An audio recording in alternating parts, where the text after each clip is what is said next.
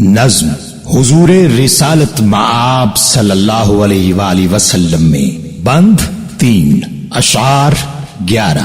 بند number 1 مشکل الفاظ کے معنی گراں بھاری مشکل ہنگامہ زمانہ زمانے کی افراتفری رخت سفر سفر کا سامان قیود شام و سحر دن اور رات کے چکر کی پابندیاں نظام کہنہ عالم دنیا کا پرانا اور فرسودہ نظام آشنا ہونا جاننا بزم رسالت صلی اللہ علیہ وآلہ وسلم وہ محفل جہاں حضور اقدس صلی اللہ علیہ وآلہ وسلم موجود ہوں آیا رحمت اس کا لفظی مطلب ہے کہ قرآن پاک کی وہ آیت جس میں اللہ کی رحمت کا ذکر ہو، لیکن یہاں اس کا مطلب اللہ کی رحمت کا بہترین نمونہ یعنی حضور اقدس صلی اللہ علیہ وآلہ وسلم کی ذات۔ گراں جو مجھ پہ ہنگامہ زمانہ ہوا،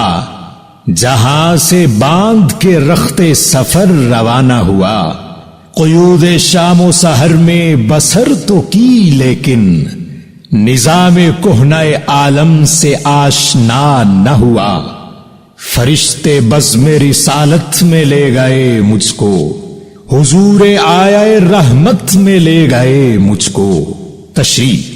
سامعین، اس نظم کا مقطع ظاہر کرتا ہے کہ حضرت علامہ محمد اقبال نے یہ نظم لیبیا کے دارالحکومت طرابلس کے ان شہداء کے نام لکھی ہے جنہوں نے اٹلی سے اس علاقے کو آزاد کروانے کے لیے اپنی جانیں قربان کر دی۔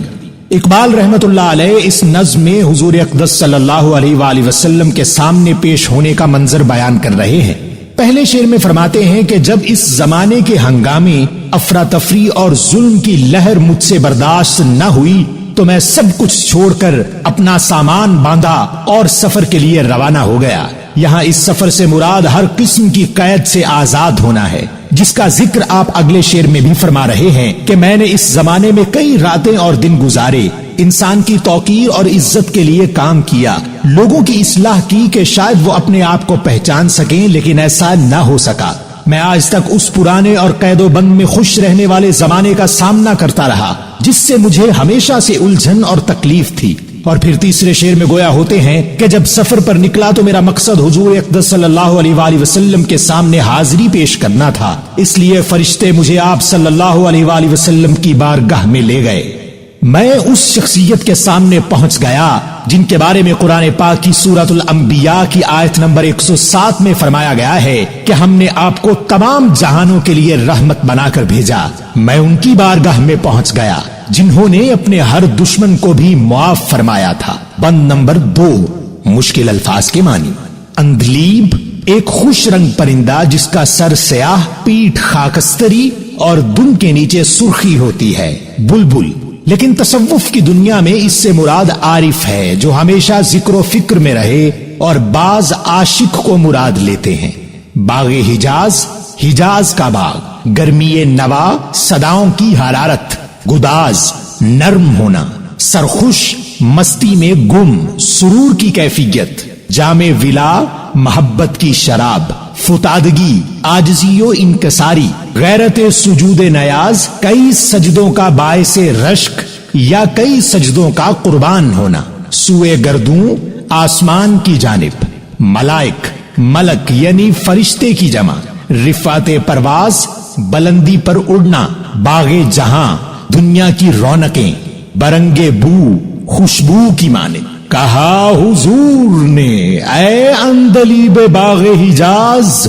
کلی کلی ہے تیری گرمی نوا سے گداز، ہمیشہ سرخوش جام ولا ہے دل تیرا،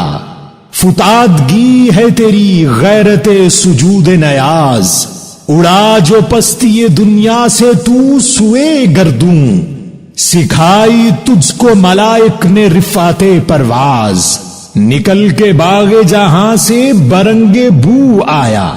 ہمارے واسطے کیا تحفہ لے کے تو آیا۔ تشریح۔ دوسرے بند کے پہلے شعر میں فرماتے ہیں کہ جب حضور اقدس صلی اللہ علیہ وآلہ وسلم کی نظر کرم مجھ پر پڑی تو آپ صلی اللہ علیہ وآلہ وسلم مجھ سے مخاطب ہوئے اور فرمایا کہ تم حجاز یعنی مکہ و مدینہ کی اس بلبل کی طرح ہو جس کی خوبصورت آواز سے ہر پھول اور کلی متاثر ہو کر نرم پڑنے لگتے ہیں، یہاں اس شعر سے مراد ہے کہ اے اقبال، تو نے اپنی شاعری میں موجود جذبات کا ایسا والہانہ استعمال کیا ہے کہ کوئی بھی اس سے متاثر ہوئے بغیر نہیں رہ سکا۔ یہ شاعری نہیں بلکہ ایک عظیم کارنامہ اور کامیابی ہے جو تم حاصل کر چکے ہو۔ اور پھر اگلے شعر میں فرماتے ہیں کہ حضور اقدس صلی اللہ علیہ وآلہ وسلم مجھ سے مخاطب رہے اور فرمانے لگے کہ تیرا دل ہمیشہ سے ہی ہماری محبت کے سرور میں مست رہتا ہے، اور تیری مستی کی انتہا یہ ہے کہ ہزاروں سجدے بھی تیری اس مستی پر قربان ہونے کو پھرتے ہیں۔ تیری محبت اور عشق کی انتہا اس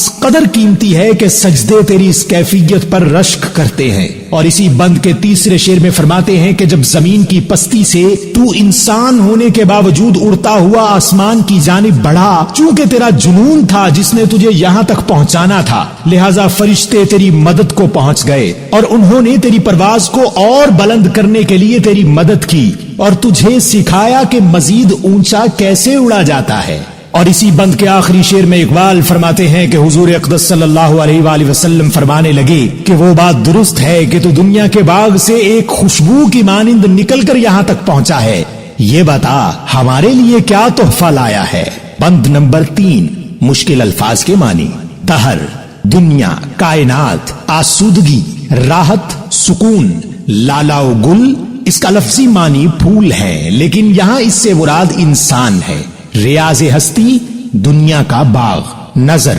نذرانہ یا تحفہ، آبگینہ، سراہی، شیشہ، آبرو، تابناکی، عزت، طرابلس، لیبیا کا دارالحکومت۔ حضور، دہر میں آسودگی نہیں ملتی، تلاش جس کی ہے وہ زندگی نہیں ملتی، ہزاروں لالا و گل ہیں ریاض ہستی میں، وفا کی جس میں ہو بو وہ کلی نہیں ملتی، مگر میں نظر کو ایک آبگینہ لایا ہوں، جو چیز اس میں ہے جنت میں بھی نہیں ملتی، جھلکتی ہے تیری امت کی آبرو اس میں، طرابلس کے شہیدوں کا ہے لہو اس میں۔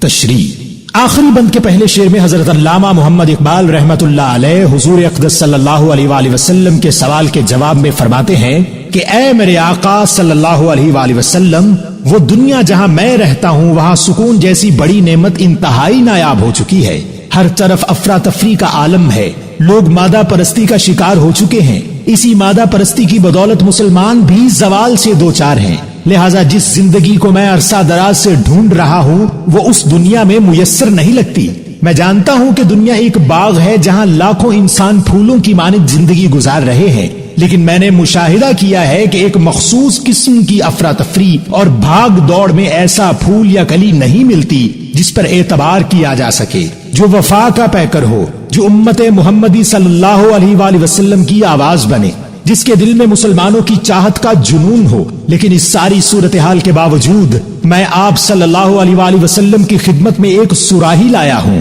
جو ایسی چیز سے بھری ہوئی ہے جس کا وجود جنت میں بھی ممکن نہیں ہے۔ اس سراہی میں ایسی چیز ہے کہ جس میں آپ صلی اللہ علیہ وآلہ وسلم کی پوری امت کی عزت اور وقار کا عکس دکھائی دیتا ہے، اور ہاں وہ کچھ اور نہیں بلکہ طرابلس میں شہید ہونے والے مسلمانوں کا خون ہے، جس نے اپنے اللہ اور اس کے رسول صلی اللہ علیہ وآلہ وسلم کے لیے اپنی جانیں تک قربان کر دی، کیونکہ یہی اللہ کے شیروں کا شیوا ہوا کرتا ہے۔